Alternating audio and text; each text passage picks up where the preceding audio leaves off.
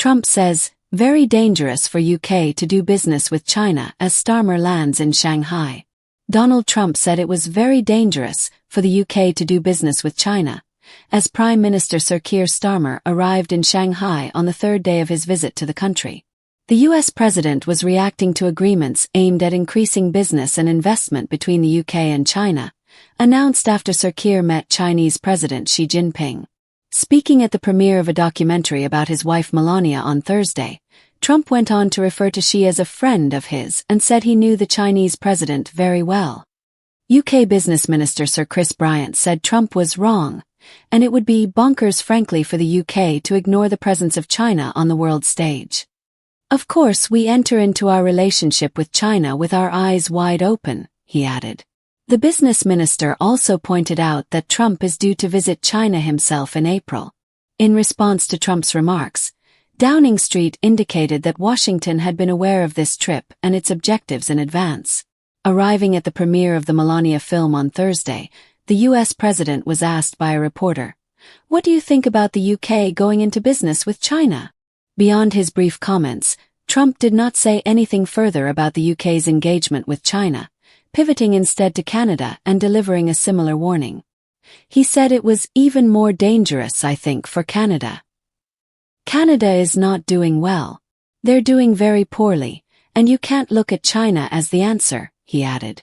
Earlier this week, the US president threatened to impose tariffs on Canada if it went through with economic deals struck with China on a recent visit to Beijing by its Prime Minister, Mark Carney. The comments come after Sir Keir said the UK's relationship with China was in a good, strong place, following his talks with Xi at the Great Hall of the People on Thursday. Sir Keir said on Friday that the very good meetings with Xi had provided just the level of engagement that we hoped for. We warmly engaged and made some real progress actually, because the UK has got a huge amount to offer, he told a meeting of the UK-China Business Forum at the Bank of China in Beijing.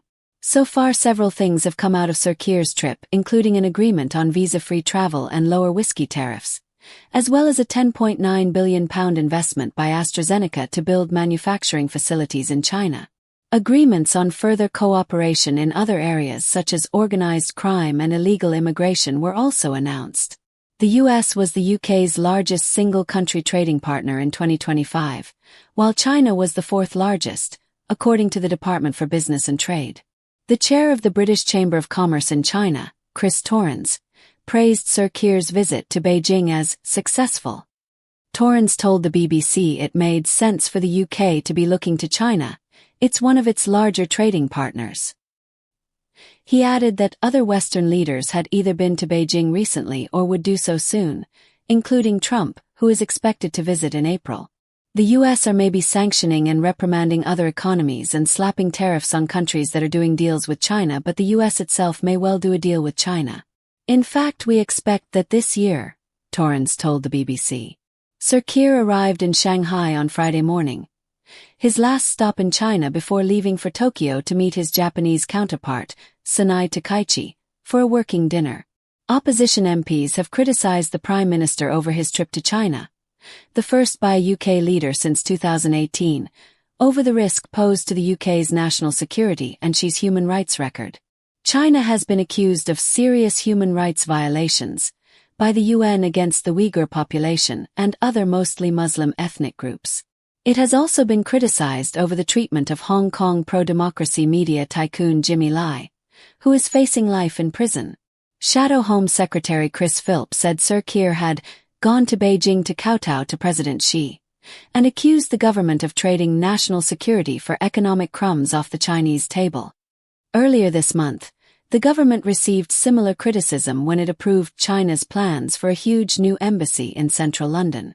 Security Minister Dan Jarvis said intelligence agencies had been integral to that decision-making process, and he was content any risks are being appropriately managed.